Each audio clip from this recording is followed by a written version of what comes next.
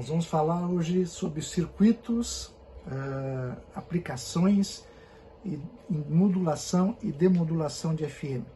E alguns exemplos que nós vamos colocar adicionalmente. A modulação em FM, ela tem uma característica muito interessante, porque só varia a frequência, a amplitude é praticamente constante.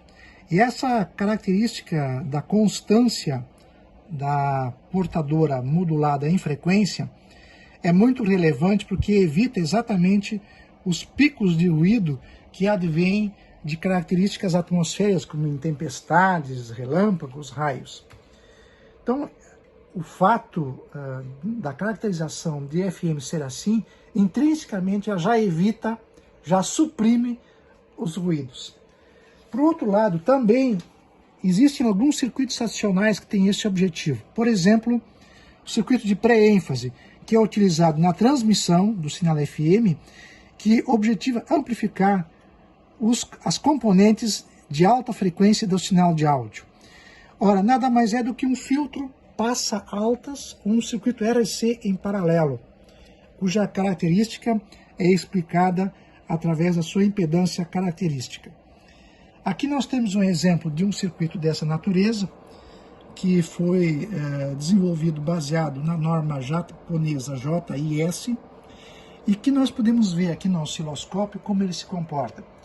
Nas componentes de baixa frequência, ele tem uma amplitude, à medida que a frequência vai subindo, essa amplitude aumenta, ou seja, ela exatamente permite uma maior amplificação dos sinais de áudio de alta frequência.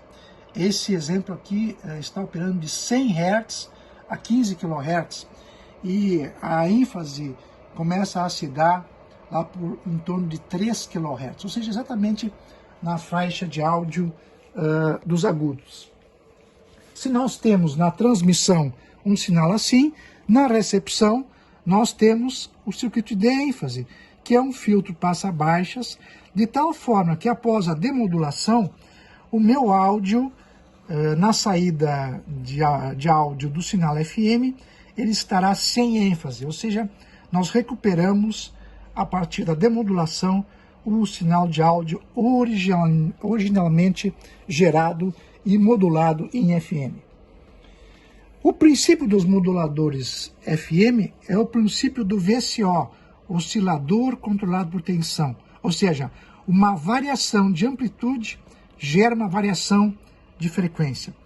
Um exemplo que nós, inclusive, colocamos na última gravação é o do VCO LM566, que é um integrado específico para esse fim. O LM555, que é um integrado também muito simples, também pode ser utilizado com VCO. Enfim, outras configurações dessa forma. Mas nós podemos utilizar um componente muito interessante, que é o diodo varicap.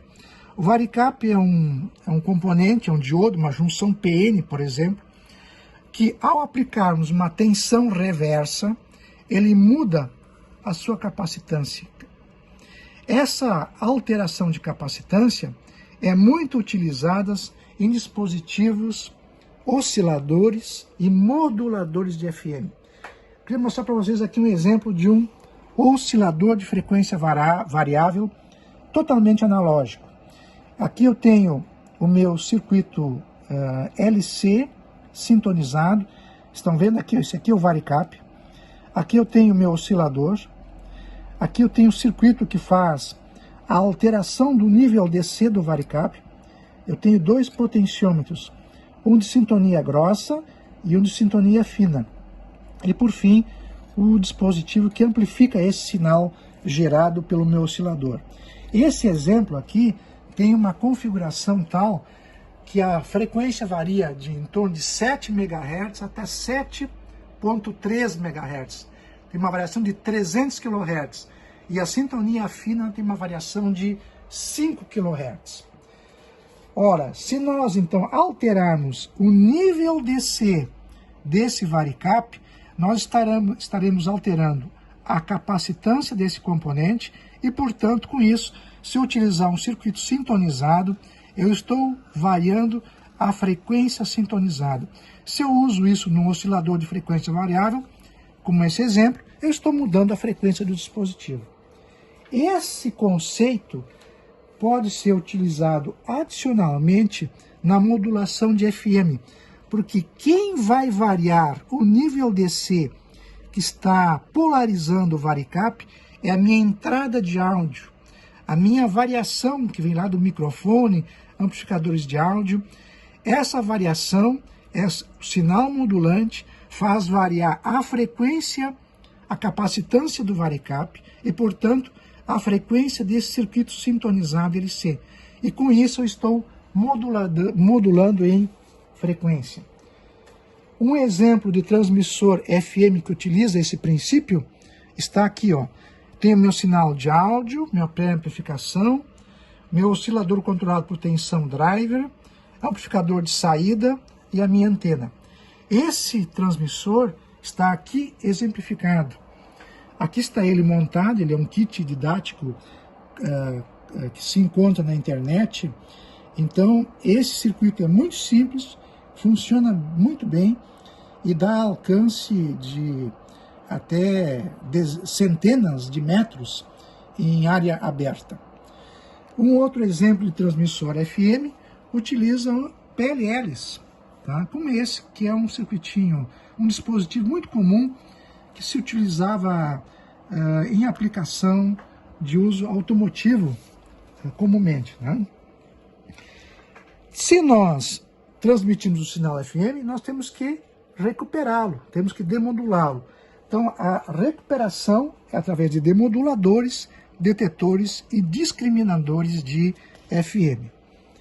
Um dos detetores mais comuns é o detetor de quadratura, em que eu tenho meu sinal FM, um oscilador que tem uma relação de fase de 90 graus em relação ao sinal original, e essa detecção de fase é que permite a minha recuperação do sinal modulado em frequência. Esse circuito, receptor FM, aqui nós temos um exemplo de um circuito completamente analógico, que tem essa estrutura, e que está aqui demonstrada nesse antigo rádio de FM. Então vejam aqui, eu tenho a minha antena, a entrada de antena, amplificação de RF, olha aqui, ó, com capacitor variável, nós temos a sintonia, tá, de FM, e aqui eu tenho um circuito detetor de quadratura que utiliza o integrado CA, ou LM 3089, que era muito comum há muitos anos atrás. E aqui a parte de amplificação de áudio. Então esse é um receptor de FM antigo, muito bom, mas ele é mono. Ora, os demoduladores também podem ser implementados com PLL. Nós já falamos sobre o dispositivo Phase Locked Loop, e um exemplo que utiliza essa estrutura PLL são o integrado LM ou CA1310, que apresentam um PLL com VCO oscilando em 76 kHz. Aqui nós temos um receptor de FM que utiliza esse tipo de configuração. A entrada de antena está aqui. Nós temos aqui o circuito amplificador de RF. Interessante esse aqui, ó, ele tem sintonia com bobina variável, é um pouco diferente, um pouco mais incomum, né? Esse tipo de configuração é muito estável, né? E aqui nós temos a parte de frequência intermediária e demodulação estéreo com o LM1310. Nessa etapa aqui temos a pré-amplificação e amplificação de áudio que sai diretamente para os alto-falantes. Outro tipo de dispositivo, muito mais recente, são os chamados SDRs, receptores definidos por software. Ele é um dispositivo totalmente programado, ele tem um DSP internamente, um processador de sinal digital, que faz todas as demodulações por software. Então é um programa que está rodando e que está demodulando AM, FM, vários tipos de modulações digitais. Tá? Esse tipo de configuração é utilizado, por exemplo, no SDR SI4825, que é um integrado muito comum hoje em rádios de procedência chinesa, são rádios de baixo custo, né? Ele é muito pequeno, eu vou mostrar para vocês aqui um exemplo. Aqui nós temos um circuito desse tipo, tá? Vejam que aqui embaixo eu tenho o 4825, tá? Certo? O regulador de tensão, 4825. E aqui a parte de circuitos adicionais, né? E por fim o amplificador de áudio. Esse circuito aqui é muito barato, funciona em AM e FM, ondas médias, ondas curtas, e é uma excelente alternativa de baixo custo, né, para os receptores comerciais de AM e de FM. Espero que vocês tenham gostado e até a próxima. Tchau, tchau!